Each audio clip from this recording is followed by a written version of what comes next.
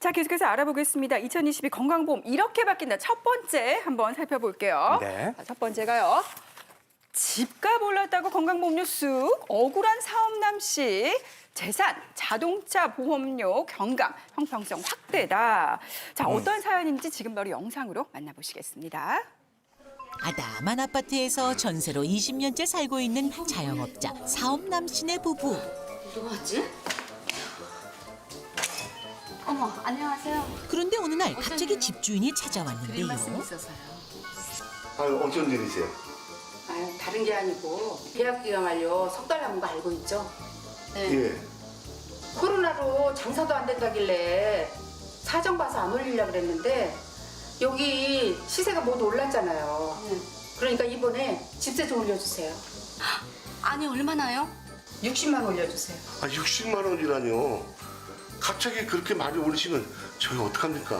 아유, 저희도 애기 아빠가 퇴직하고 수입도 없는데 이것저것 나갈 돈은 많고 형편이 여의치 않아요. 아, 지금 장사도 안 되는데 다달이 60만 원씩 올리면 저희는 저기 한 30만 원만 올리면 안 될까요?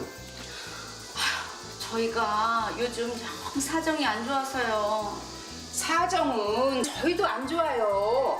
아니 시세가로 받는다는데 불만 있으면 빼세요.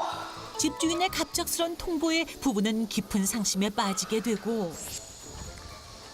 아니, 이게 뭐야? 건강보험료가 20%나 올랐네? 그럼 도대체 몇만 원이 오는 거야? 어디? 이거 봐봐. 아이고 재산보험료가 17에서 20만 원이나 됐네. 아니, 우리가 이 집에 산 지가 벌써 20년째인데 아파트 시세 크게 올랐다고 건강보험료를 이렇게 갑자기 올리면 우리는 어떡하냐고. 아니 여기저기 올릴 일만 있고 장사는 안 되고. 살던 집값이 올랐다고 건강보험료가 20%나 껑충 뛰었다. 이게 어찌된 일일까요?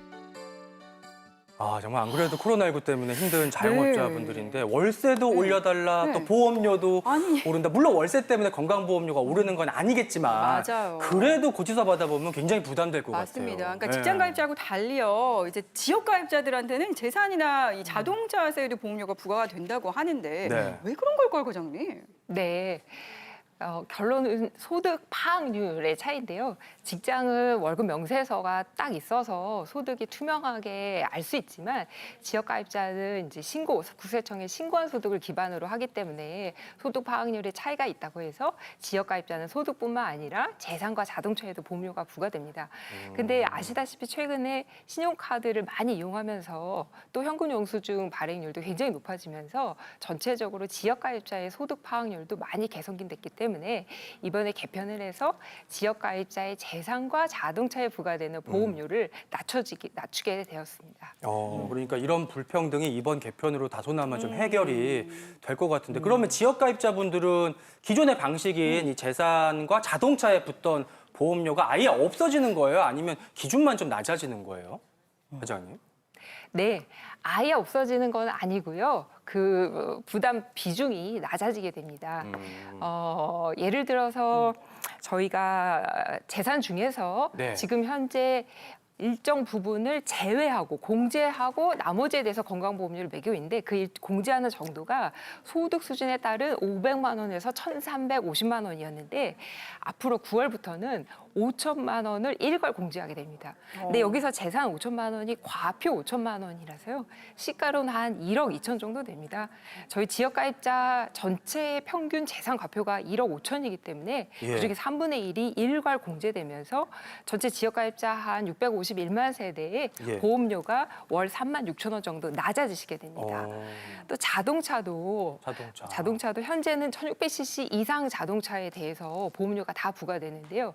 현재 한 179만 대의 자동차에 대해서 보험료가 부과되던 것이 앞으로는 4천만 원 이상의 고가차에 대해서만 보험료가 부과돼서요. 한 12만 대 정도만 보험료가 부과되게 됩니다.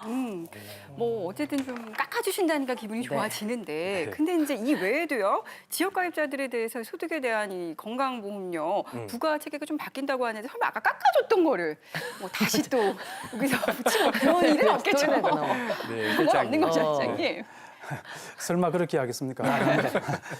소득 중심의 보험료 부과 체계 개편으로 인해서 이번에 소득 보험료 부과 방법도 바뀝니다.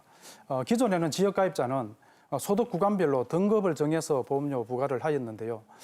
이는 일부 그 저소득 국민들에게 건강보험료가 소득에 비해서 오히려 많이 부과된다는 그런 문제가 제기되어 왔습니다.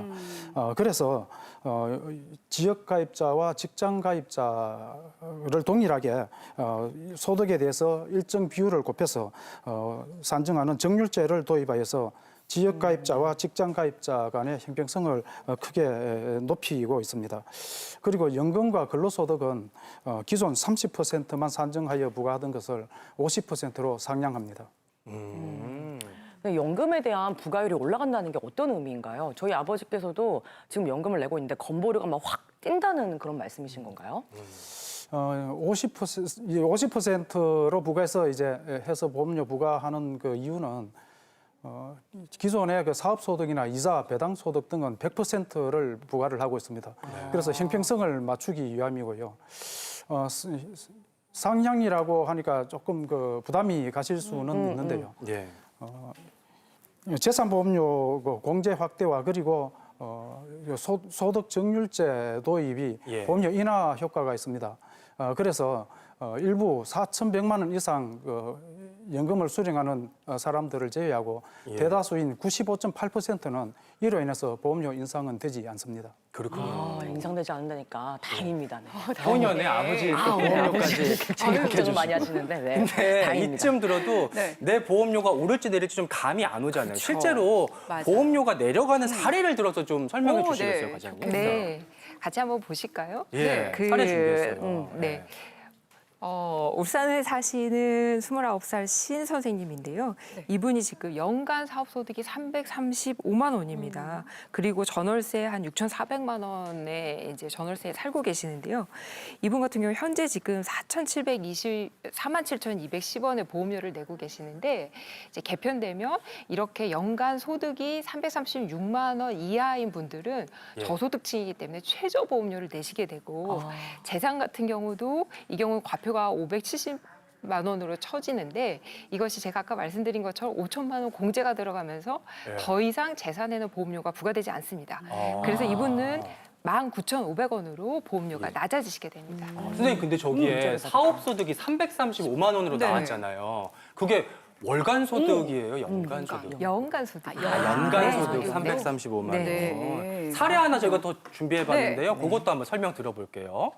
자, 그다음 사례자 광모 씨 사례도 좀 설명해 주실까요? 네, 울산에 거주하면서 이제 식당을 운영 중인 지역 가입자 곽 선생님인데 예. 이분은 연금 소득이 1,572만 원이고 1억 4천만 원짜리 전세집에 거주하고 계시네요. 근데 이분이 이 지금 소득과 재산을 모두 보험료가 매겨지면서 한 9만 원 정도의 보험료를 내고 계시는데요.